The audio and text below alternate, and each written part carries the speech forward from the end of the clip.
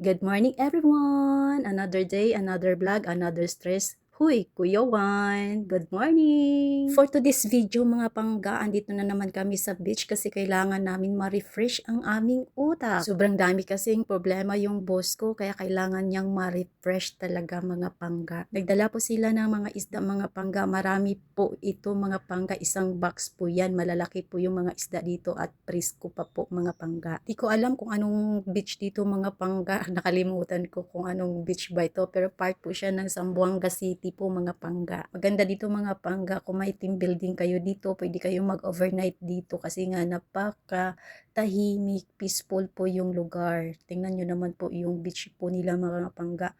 Ang linis po ng dagat nila. Pa-beach lang po talaga kami mga pangga kasi sobrang dami talaga ng problema yung boss ko mga pangga. Baka hindi na niya makayanan mga pangga, baka magbigti mga pangga. Huy, kawawa naman ako nito mga pangga. Wala na akong boss na gwapo. Huy, kuyawan. Umaga po kami pumupunta dito mga pangga kasi nga hindi pa masyadong maraming tao. Paghapon kasi dito mga pangga, sobrang daming mga tao dito na naliligo. Pag umaga kasi mga pangga, sobrang init, masisira talaga yung balat mo.